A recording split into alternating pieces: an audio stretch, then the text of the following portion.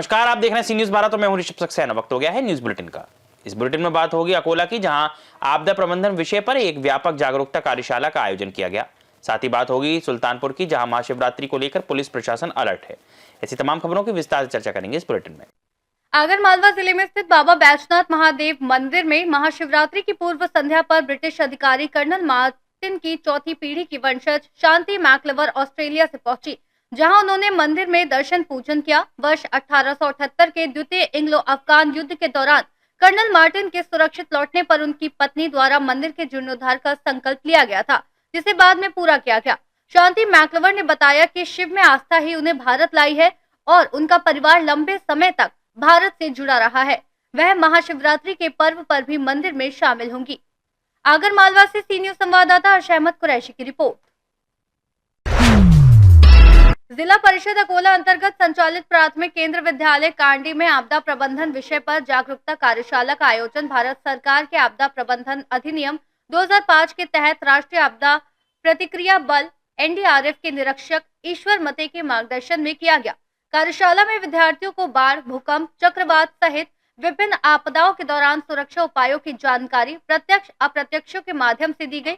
कार्यक्रम की अध्यक्षता ग्राम पंचायत कांडी के सरपंच उदय सिंह यादव ने की, जबकि स्कूल प्रबंधन समिति अध्यक्ष सुनील राठौर प्रमुख अतिथि रहे।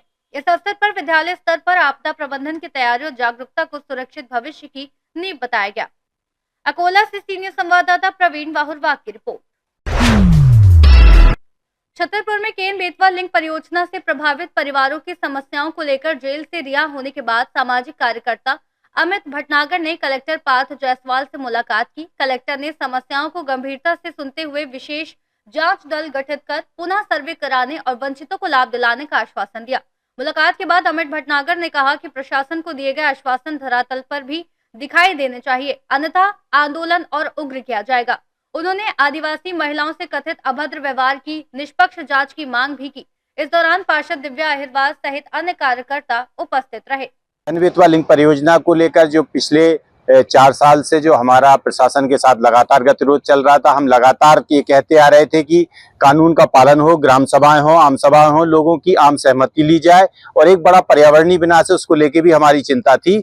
हमने सैकड़ों ज्ञापन दिए, हजारों लोगों के साथ दिए। इस परियोजना के जो मूल्यांकन समिति के अध्यक्ष हैं वो कलेक्टर महोदय होते हैं, लेकिन आज तक कलेक्टर महोदय नहीं मिले और लोगों पर लाठीचार्ज, दमन की कार्रवाई हुई। लेकिन आज कलेक्टर महोदय ने, प्रशासन ने एक सार्थक पहल दिखाई है, इसलिए हम पुरानी बातों से आगे एक सकारात्मक दिशा में आगे बढ़े। कलेक्टर महोदय ने हमको जो आश्वासन दिया है, उन्होंने स्पष्ट रूप से ये कहा है कि आपकी सारी मांगें पूरी की गई हैं, एडीएम को भी यहाँ से हटाया गया है और यहाँ पर जो भी आपकी पूरी मांगे हैं कानून का पालन किया जाएगा। पारदर्शी तरीके से, कानूनी और मानवीय तरीके से आदिवासियों के और बाकी सभी प्रभावितों का विस्थापन किया जाएगा।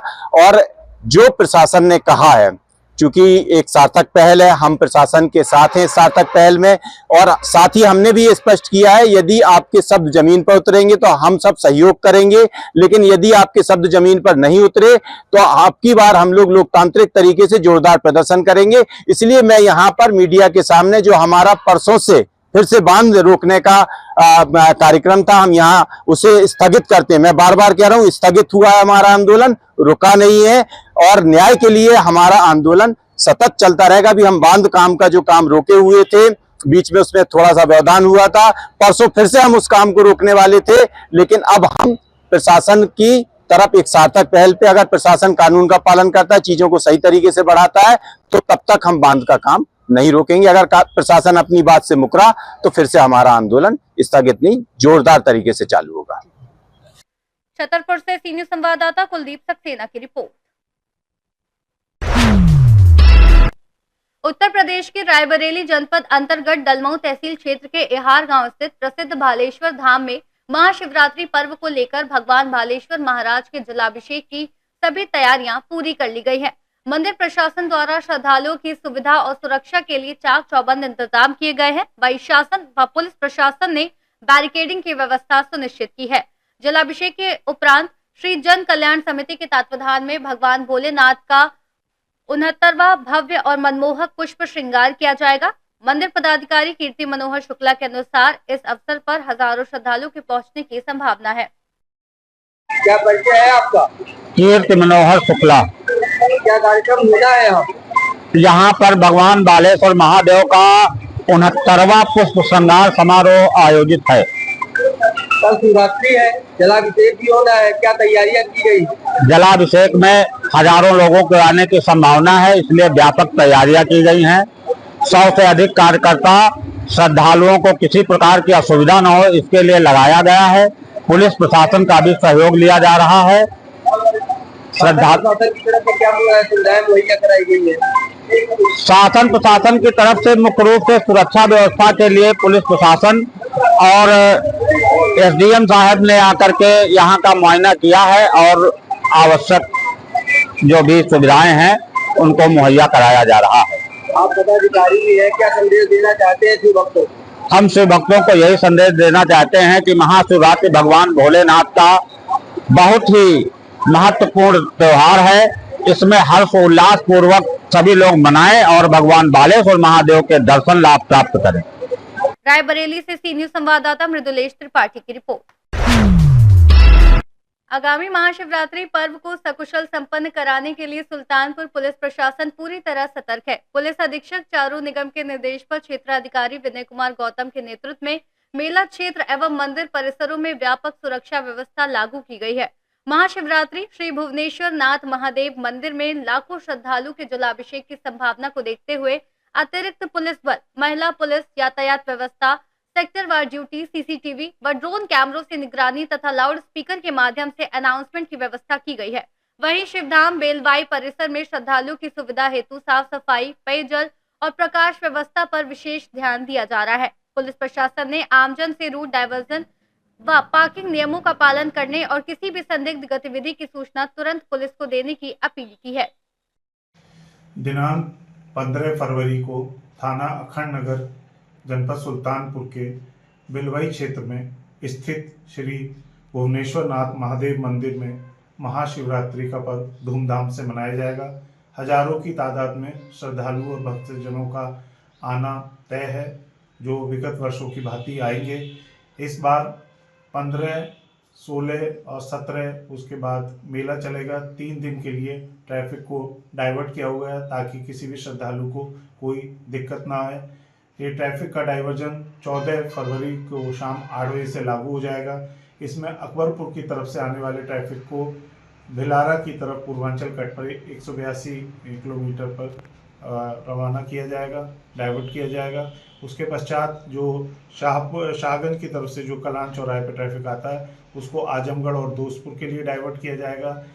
पूरे क्षेत्र में करीब 3 पार्किंग बनाई गई हैं, जिसमें श्रद्धालु जो आएंगे वो अपने वाहन पार्क करें और फिर पैदल जाके मंदिर में जलाभिषेक करें। इसके बाद करीब 1.5 किलोमीटर की जो सड़क है उसको नो व्हीकल जोन घोषित किया गया। उसमें किसी प्रकार का कोई वाहन 2 व्हीलर 4 व्हीलर नहीं जा पाएगा। वो निश्चित जो पार्किंग बनाई गई है वहाँ पे जाके पार्किंग स्थल पे ही खड़ा हो पाएगा।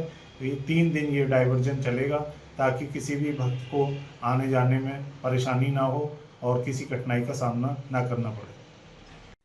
सुल्तानपुर से सी न्यूज संवाददाता दिनेश सिंह अग्निवंशी की रिपोर्ट। सुल्तानपुर के लंबुआ विधानसभा क्षेत्र अंतर्गत लंबुआ ब्लॉक परिसर में केंद्रीय बजट वर्ष 2026 के संदर्भ में विधानसभा चौपाल कार्यक्रम का आयोजन किया गया, जिसमें वरिष्ठ भाजपा नेता विकास वर्मा ने बजट को किसानों, महिलाओं, युवाओं और व्यापारियों के हित में बताया। उन्होंने कहा कि ये बजट जन कल्याणकारी है और कार्यकर्ताओं को सरकार की योजनाएं समाज के अंतिम व्यक्ति तक पहुंचाने के लिए सक्रिय रहना चाहिए। ब्लॉक प्रमुख डॉक्टर कुंवर बहादुर सिंह ने रोजगार सृजन, महिला सशक्तिकरण, ग्रामीण विकास और बुनियादी सुविधाओं के विस्तार को बजट की बड़ी उपलब्धि बताया। कार्यक्रम के प्रधान संघ अध्यक्ष कैलाश चंद्र दुबे, जिला महामंत्री विजय त्रिपाठी सहित बड़ी संख्या में भाजपा पदाधिकारी और कार्यकर्ता उपस्थित रहे। ऐसे समझिए कि मेरा एक मानना है, मेरा इसका एक तर्क है कि जैसे विद्यालय में एक कक्षा में 60 विद्यार्थी होते हैं, 5 विद्यार्थी तो टॉपर होते हैं, 10 विद्यार्थी एवं टॉपर मतलब टॉपर से थोड़ा नीचे होते हैं, 15 हो गए। 15 जो होते हैं वो फर्स्ट डिवीजन के ऊपर होते हैं, 7% से ऊपर होते हैं। कितने हो गए? 30 हो गए। फिर उसके बाद सेकंड डिवीजन के स्टूडेंट होते हैं, फिर उसके बाद थर्ड डिवीजन और खेल मार्का के स्टूडेंट होते हैं। तो ये जो स्टूडेंट हैं, इन्होंने एक गैंग बना ली है, ग्रुप बना लिया है। उनका काम है कि जो अच्छा काम करने वाले प्रधानमंत्री जी हैं उनको किस तरीके से डिस्टर्ब किया जाए, इस देश की संसद में कैसे झूठ फैलाया जाए, एक बिना छपी हुई किताब को प्रकार लेके प्रोपेगेंडा खड़ा किया जाए। मतलब जो नरवणे वहां पे बोल रहे हैं कि हमने चीन को एक अंश भी नहीं दिया, उसको मानने को नहीं तैयार है। कह रहे हैं नरवणे की किताब में लिखा जो छपा नहीं है उसको बताने का काम कर रहे हैं। ये बजट सत्र में हम लोग बजट पे चर्चा इसीलिए कर रहे हैं, इस देश के बजट सत्र को इस बार साजिशन खराब करने का, दुष्प्रचार करने का एक षड्यंत्र चल रहा है। हमको षड्यंत्र को भी समझना होगा, क्योंकि हमारे ये बजट हमारे 2047 के विकसित भारत की बुनियाद है। इस बुनियाद का हम लोग हिस्सा है और ये हिस्सा ही और हमारी ही बुनियाद और हमारी ही इकाई चलकर आगे इस देश को विकसित भारत बनाएगी। आज के नेता उस समय जिंदा रहेंगे नहीं रहेंगे, लेकिन ये देश उस समय विकसित होगा। हमारी सड़कें अच्छी होंगी, हमारा किसान अच्छा होगा, हमारा महिलाएं, रोजगार, युवा सबको समृद्धि मिलेगी। और ये भारत आज ये हमारा हर राज्य, अमेरिका की इकोनॉमी 31 ट्रिलियन की है, हमारा देश भी 25 ट्रिलियन से कम नहीं होगा। सबसे छोटा राज्य भी हमारा 1 ट्रिलियन का बनेगा। इसी संकल्प के साथ, इन्हीं सब बातों के साथ, क्योंकि समय जो है आदरणीय प्रधानमंत्री जी ने सबके लिए निर्धारित कर रखा है, मैं अपनी बातों को समाप्त करता हूँ। मैं एक बार पुनः आप लोगों से कहता हूँ, आप लोग मेरे साथ जयकारा लगाएंगे। भारत। सुल्तानपुर से सीनियर संवाददाता वाजिद हुसैन की रिपोर्ट। फिलहाल के लिए बुलेटिन में इतना ही। देश और दुनिया की तमाम खबरों के लिए देखते रहिए सी न्यूज़ भारत।